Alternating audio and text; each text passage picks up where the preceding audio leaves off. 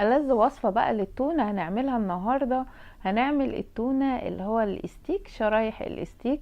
طعمها تحفة جدا وبتتحط في الفرن، طعمها خطير، جميلة، احلى من اللحمة عايزة اقولكم. واللون الروز بتاعها الفاتح بتاع التونة الجميل هنعمله النهاردة بالتونة الاصلية. هيبقى مش حجمها كبير، بس هنختار الحجم الوسط حلو كده، مقاس يعني كيلو وربع او كيلو 200 للسمكة. يلا نشوف الفيديو مع بعض، بس ما تنسوش الاشتراك في القناة واللايك والشير لو عجبكم الفيديو. انا جبت هنا سمكتين من التونة، تقريبا كل واحدة كانت عاملة كيلو و200 جرام.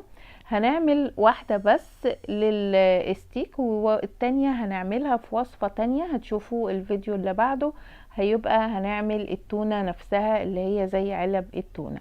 اول حاجة طبعا بجيبها واغسلها وبنضفها وبفتح البطن بتاعها، وكمان بتأكد هنا انها تونة من الديل بتاعها. طبعا بتختلف عن الماكريل، ديل السمكة الماكريل مختلف عن الديل بتاع التونة. دي تونة اصلية بس الحجم الصغير.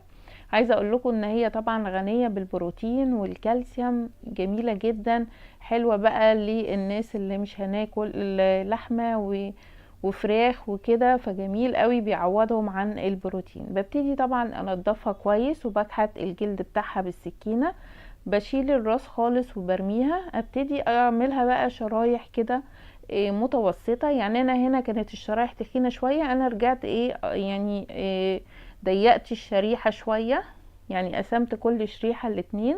الجزء اللي انت تحسي ان هي تبقى تخينة شوية ممكن نصغر الشريحة شوية زي ما انتوا شايفينها كده. ببتدي بقى بنص ليمونة وبمسك كل واحدة وبمسحها بالليمون كده. وببتدي بقى اجهز عندي الصينية اللي هتدخل الفرن، بفرشها بالبصل الترانشات وبحط ورق اللورة وكمان الروزماري، وده اختياري، لو ما عندكيش الطازة ممكن تحطي الروزماري العادي. بعد كده بحط شوية من الملح ورشة ملح، ليمون شرايح. كل الحاجات دي بتدي طعم حلو جدا للصينية.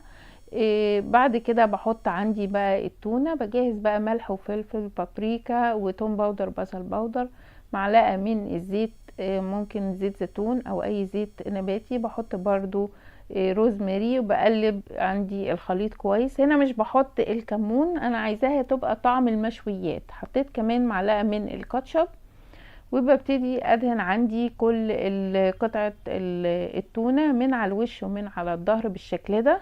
ممكن نقول ان هي هتبقى عاملة زي اللحمة بالظبط المشوية او الفراخ المشوية، بس الاكتر الستيك.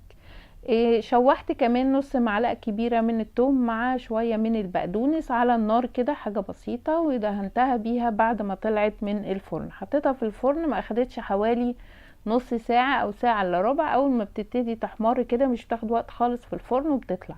بعد ما بتطلع بحط لها بقى التوم والبقدونس اللي احنا عملناه، وطعمها بقى روعة خطيرة بقى. ممكن نزوق بقى عندي الطبق بفلفل الالوان والليمون والبقدونس، طعمها تحفة، وكمان التقديم بتاعها شكله حلو قوي.